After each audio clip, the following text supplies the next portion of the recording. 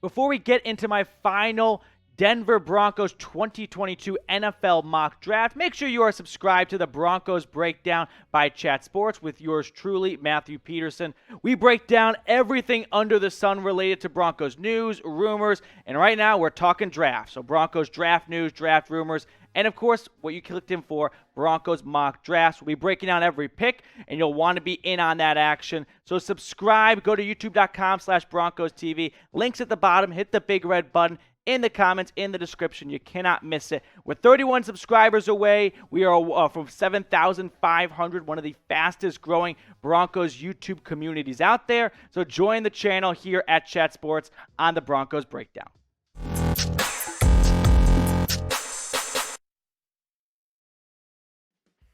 Welcome into the Broncos Breakdown. I've got my final mock draft. I say final. I'm an addict for mock drafts. You know, it's my Colombian Bam Bam. I don't know if I'll be able to stay off of it for that much longer. Maybe I'll probably do one after the first round. But for now, we'll call this the final mock draft. Before we get into who I picked, let's revisit what Denver has to work with in this draft. They've got some picks to make some noise. 9 altogether. 3 picks in the top 100. I think their biggest needs are edge rusher / outside linebacker, whatever you want to call it, defensive end, dealer's choice, offensive tackle, defensive tackle, help out the trenches a little bit. You lost Noah Fant, so tight end, and some extra depth at secondary can never hurt. So, as I'm making my mock draft, here's what I've got to work with when Denver was on the clock at pick number 64. I didn't move up. We've got some trades, but I did not move up from 64 because I think the Broncos should stay put with what they've got right now. Who did I go with? Andersen, Asamoah, Enagbari, Zach Tom, or Abraham Lucas? Ultimately, I went with kind of a local-ish, right, Mountain West guy, Troy Andersen, linebacker out of Montana State. Played FCS ball for the Bobcats. His biggest pro, if you talk to anyone who watched the Montana State football, watched his film, looked over his notes and whatnot, it's his athleticism. The guy started off as a quarterback, switched to linebacker, which, let's be honest, everyone's a quarterback at some point in their football career. That's where the best players tend to play in high school.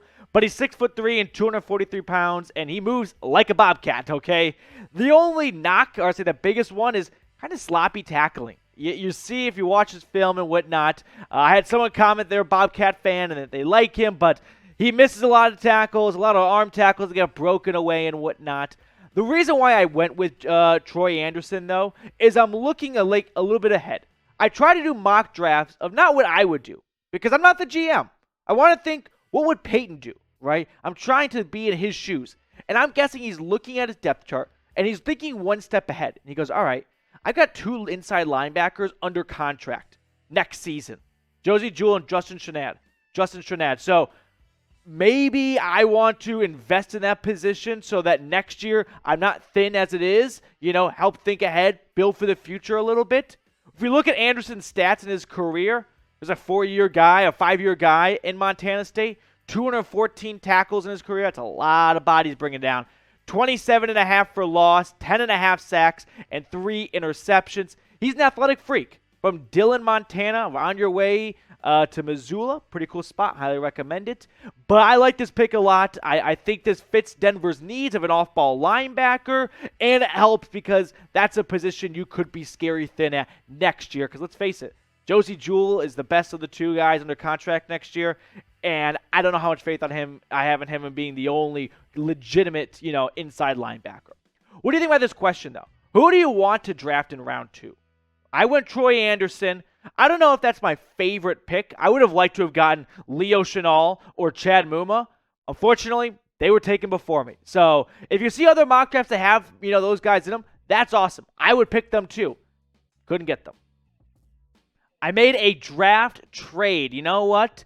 Minnesota gave me a call. New GM, Kwesi Adofo-Mensah, saw a guy he liked at 75. He was willing to offer me the 77th pick, so only moved back 2 spots, and a future 5th-round pick. Listen, after you gave away a handful of assets to get Russell Wilson, I don't mind moving back in the draft to pick up some future draft capital. So after moving back a couple of spots with the Minnesota Vikings, here's who I went with at the 77th overall pick. Offensive lineman Zach Tom. He's an extremely versatile player. That's what I like about him a lot. He had a handful of starts at left tackle and center. When you're picking in round 3, you don't want a guy that's cookie cutter and can only do one thing for you. No, you want someone who you can move around a little bit, who can be a Swiss Army knife, right? Who fits all the draft cliches we know and love.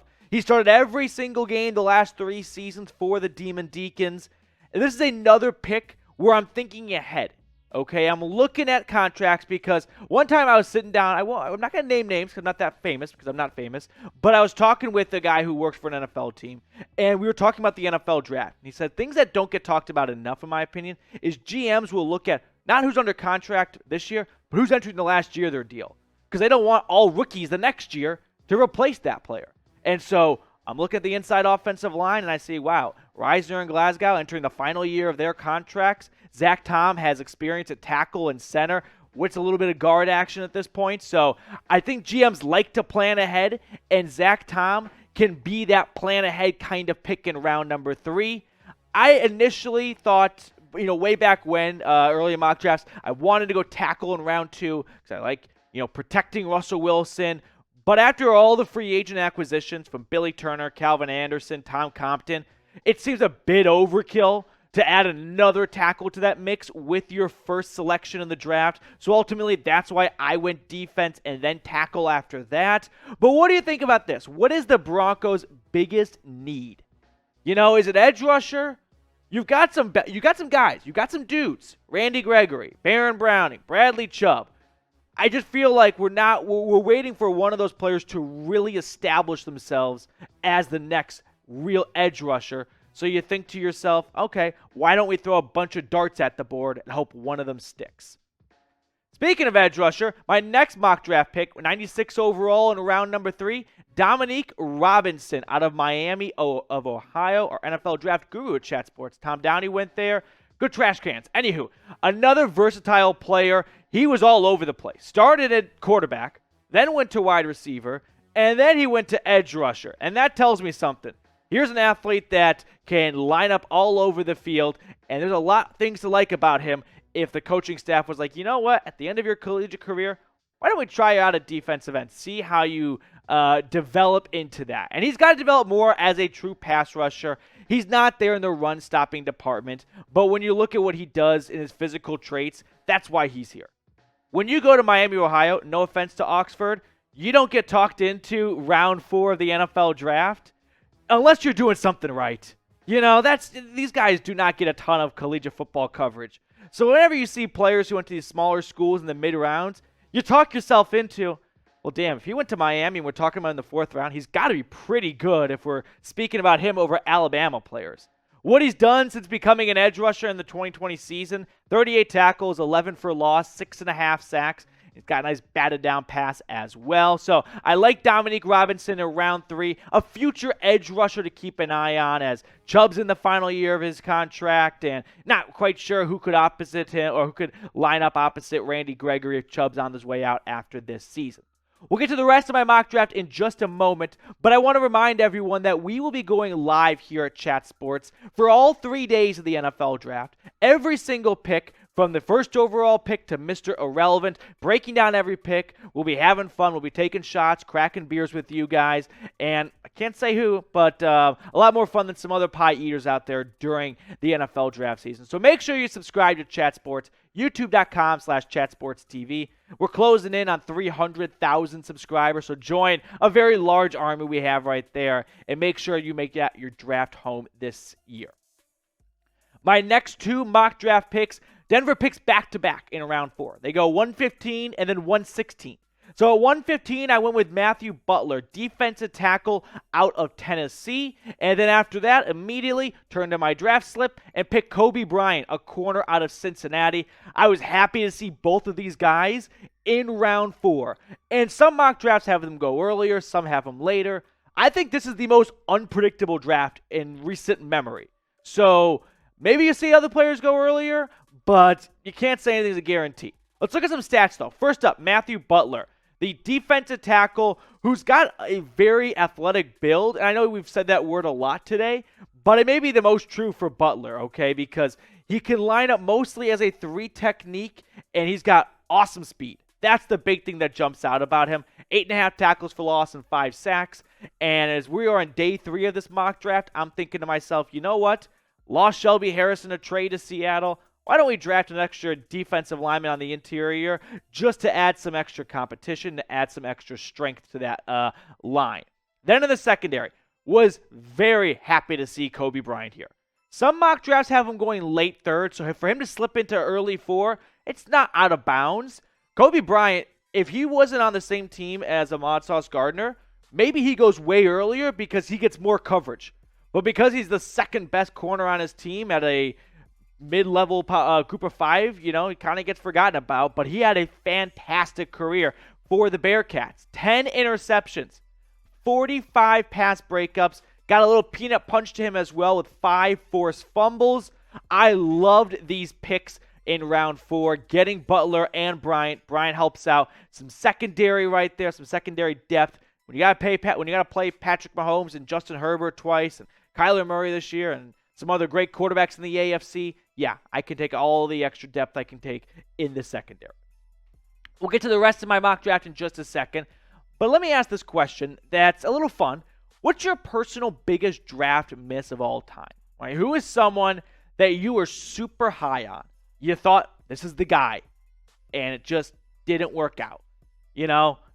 Paxton Lynch, anyone? I personally will go down in history as someone who wasn't that high on him to begin with, so the CFL doesn't want him. I'm going to feel like a genius, but yeah, let me know who your personal biggest draft miss was all time in the comments section. We're into round 5 here, and I went tight end, Daniel Bellinger, the tight end out of San Diego State. So here's what I got notes-wise for him. Just 31 receptions and 350 yards.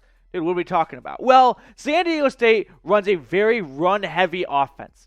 Doesn't allow tight ends to flourish much. So these are the types of tight ends that break out in the NFL, and you wonder, how did everyone miss him? Well, because he didn't get much opportunity in college to catch many footballs. But when you watch his tape, he's got such a wide range. I mean, he can just snag balls out of every single pocket. So only 2 touchdowns, but I like this pick to help replace Noah Fant a little bit. In round 6, listen, you don't do a mock draft correctly if you do not pick Matt Araiza this year. The guy sent balls into the middle of the sun. I think he's a future Hall of Famer punter, okay? 37 times this past season for the Aztecs, he pinned the opponent inside the 20. Like the highest in the NFL of any punter was like 25, okay? His longest punt, 86 yards. Like over 10 yards longer than anyone in the NFL had last year. No offense, Sam Martin, but if Denver wants to save some money, move on because you can only have one punter, that's for sure. I love this pick. He is the most popular pick, I think, outside of the first round, and I'm a hoe for it. I went Matt Araiza. In round 7, again, I go back to that interior defensive line with Noah Elliss. In round 7 at this point, listen, we all know most 7th round players do not make it far in the NFL. Credit to those who do. I like Elliss because he's got a super high motor. You just don't get enough of that high motor. That's why he's not higher up in mock drafts. But if you can find a way to capture that motor, pistonize it, and get him going every single down he's on the field, he could be an awesome rotational player for your team. Final pick in my mock draft, I went safety Brad Hawkins out of Ann Arbor. He is a type of player that doesn't have tremendous athleticism, doesn't have great playmaking instincts or ball tracking instincts or skills, but he just plays football really good. He's a player that's hard to make a pro sheet and a con sheet, but when you watch him play, you're like, he's really good at the sport we call football. So in the 7th round, yeah, I'll take a chance on that, especially when you brought K-Jack back for just 1 year and definitely his last season, I would have to imagine. So why not, add some extra competition in that secondary by drafting a safety. Here's my final mock draft for now. Grade it for me. What are you going to give it? Andersen, round 2. I know that may not be the sexy pick. If I could get Chenal or Chad Muma, that'd be awesome. I don't think they're going to fall to the end of round 2. Zach Tom to help out the versatility on your offensive line with some expiring contracts coming up. I go edge in round 3 with Robinson out of Miami. Some more defense, though. Butler and Coby Bryant. You invested a ton in Russell Wilson. When you get a player like that, usually it means he doesn't need as much help on offense, so invest some other resources elsewhere. But I do give him a new tight end in Bellinger. Punter, Noah Elliss, then out of Idaho, go Vandals. And Brad Hawkins, the safety from Michigan. I grade myself a B. Let me know in the comment section what you would grade my final mock draft. Also, make sure you follow me on Twitter. Okay, I'll be tweeting about every single Broncos draft pick. I'm always just talking about the NFL. We're keeping a light on my Twitter. So give me a follow at Matthew Peterson. Trying to reach 500 Twitter followers. I'm like 45 away. So be the lucky guy that pushes me to my 500th Twitter follower. Go down in Twitter history for that average YouTuber who got 500 Twitter followers. All right, that's going to do it for us on today's show. Make sure you're subscribed. We'll keep you up to date with the latest Broncos draft news and rumors.